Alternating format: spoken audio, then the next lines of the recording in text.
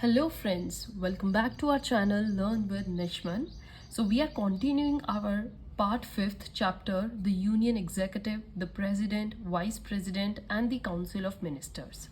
Right bache, in last video covering the same topic we discussed what is actually the nominal head of the country, who is the first citizen, why the president have nominal powers, who can go in elections for the president, who have the power to vote, and if any dispute occurs during that procedure of voting, then who can claim petition in the Supreme Court.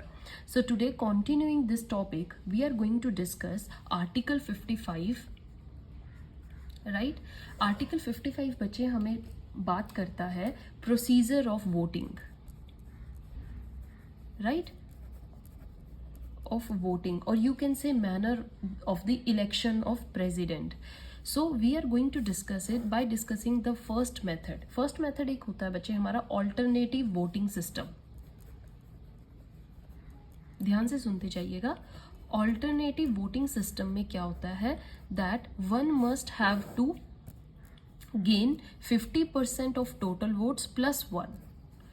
तो उसके पास क्या हो जाएगा, वो उसमें winner हो जाता है जो 50% जीत के प्लस 1 ले ले, क्योंकि ऑटोमेटिकली जो फिर लूजिंग पार्टी होगी उसको 49% मिलेगा. समझ रहे हो बच्चे?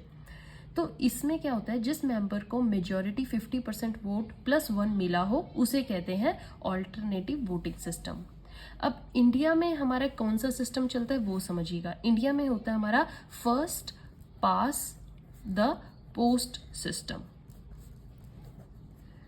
राइट. फर्स्ट पास, और ये सिस्टम किस में होता है, प्रेसिडेंट इलेक्शन में, सिर्फ president. First past the post system में क्या होता है, जिस मेंबर को हाईएस्ट वोट मिलते हैं, just highest, okay, no need कि 50% प्लस 1 लेना जरूरी है, जिसको भी हाईएस्ट नंबर ऑफ वोट मिल जाए वो जीत जाता है. No 50% is required. भले ही ऑल्टरनेटिव वोट ना मिला, ऑल्टरनेटिव मीन्स 50+1, अगर हाईएस्ट नंबर ऑफ वोट उसके पास है तो वो जीत जाता है. और ये वाला प्रोसेस हम किस में यूज करते हैं बच्चे, सॉरी, दिस ऑल्टरनेटिव के लिए क्या जरूरी होता है, एमपी प्लस एमएलए. इलेक्शन के लिए first past the post system use होता है, राइट. जिसको भी हाईएस्ट मिल जाते हैं वो जीत जाता है एमपी एमएलए के इलेक्शंस में. समझ में आया? जैसे आपने देखा हो आपकी जो लोकल इलेक्शंस होते हैं उसमें अगर 4-5 कैंडिडेट खड़े हैं तो उसमें से जिस कैंडिडेट को मैक्सिमम वोट मिली वो जीत गया. तो उसने कौन सा प्रोसेस यूज किया, first past the post system, right. But president के इलेक्शन के लिए ऑल्टरनेटिव वोटिंग सिस्टम होता है, यूज होता है. It means he has to get 50% plus 1 vote to win. समझ रहे हो बच्चे? ये सबसे पहला मेथड होता है. डिफरेंस पता लगा एमपी एमएलए और प्रेसिडेंट के इलेक्शंस में. Then comes your proportional voting. Proportion voting. Proportional voting में क्या था बच्चे, प्रेसिडेंट का इलेक्शन वोट वैल्यू के बेसिस पर होता है, राइट. ये वर्ड याद रखना, वोट वैल्यू बहुत इंपॉर्टेंट है. डायरेक्ट पीटी इंटरव्यू में क्वेश्चन पूछ लिया जाता है, what do you mean by vote value, ठीक है. That is how much value is your vote having. India में हर स्टेट के एमएलए की या एमपी की वोटर वैल्यू अलग होती है, ये याद रखिएगा. जैसे एमपी, राइट, मध्य प्रदेश हमारी स्टेट है, इसकी जो एमपी एमएलएज हैं उनकी वोटर वैल्यूज अलग है. हरियाणा में अलग है, वेस्ट बंगाल के एमपी एमएलएज की अलग है, पंजाब में अलग है, and the same. So how these vote value is calculated, now we will discuss what is the method use to calculate the vote value. देखिए बच्चे, वोट वैल्यू ऑफ एमएलए अगर आपको काउंट करनी है तो, ठीक है, तो एमएलए की कैसे काउंट होती है, टोटल पॉपुलेशन ऑफ स्टेट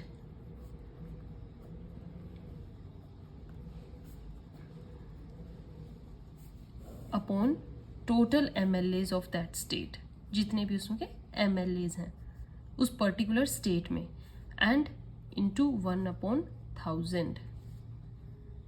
समझ में आया? So population of every state is different, we know that. इस फॉर्मूले में क्या होगा, say there will be equal proportion to each state. हर स्टेट को पॉपुलेशन वाइज एक इक्वल प्रोपोर्शन मिल जाएगा, राइट बच्चे. क्या होता है, गोवा का अगर कोई एमएलए होगा और सेम वे यूपी का एमएलए होगा, तो अगर उनको सेम ही वोट देनी है तो पब्लिक का काउंट कहाँ गया? जो यूपी का एमएलए वो बहुत सारा ज़्यादा मेजोरिटी से जीत के आया है, बहुत ज़्यादा पब्लिक वोट्स गेन करके आया है, अगर हम न्यू नंबर्स में काउंट करें as compare to the Goa one. That's why we have created vote value.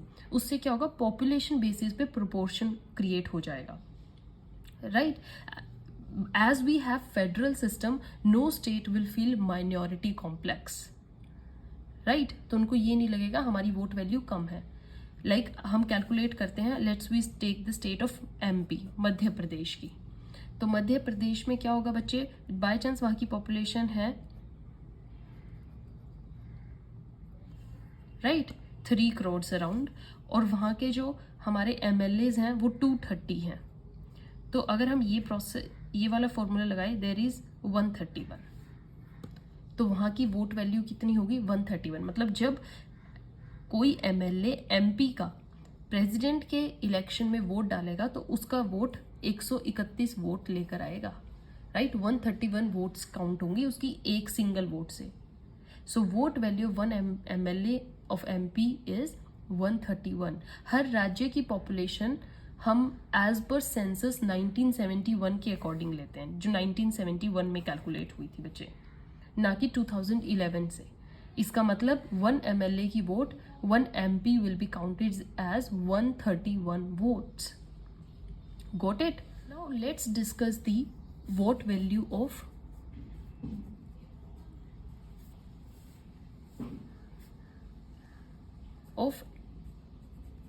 MP. ठीक है, एमएलए जैसे हमने किया, अब एमपीज, मेंबर ऑफ पार्लियामेंट। ये अब मध्य प्रदेश नहीं है बच्चे, अब एमपी हम मेंबर ऑफ पार्लियामेंट की बात कर रहे हैं। तो इसमें क्या होगा?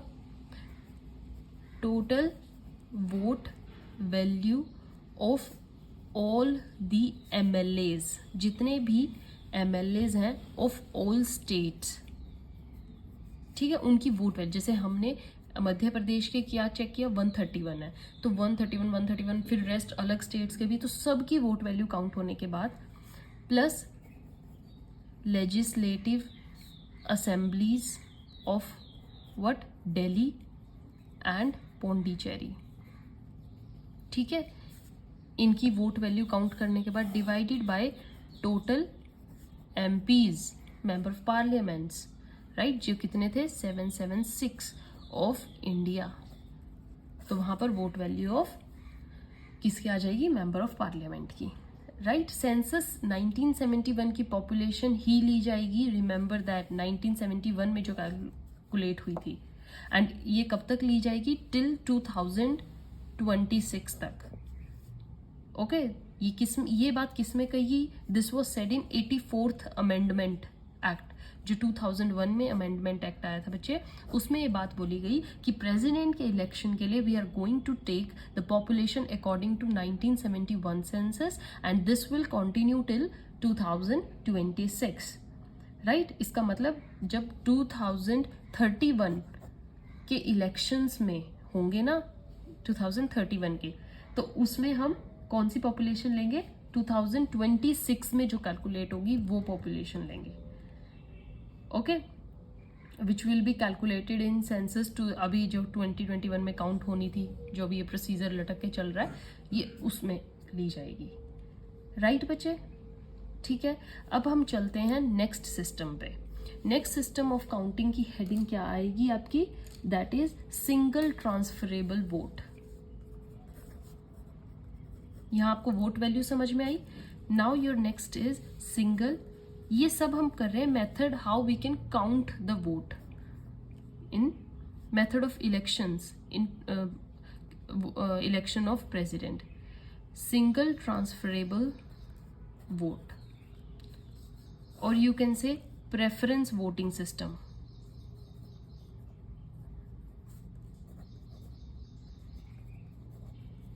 दोनों डिफरेंट है, इनका हम कंपेयर करते हैं बच्चे, ठीक है, आपको समझ आएगा।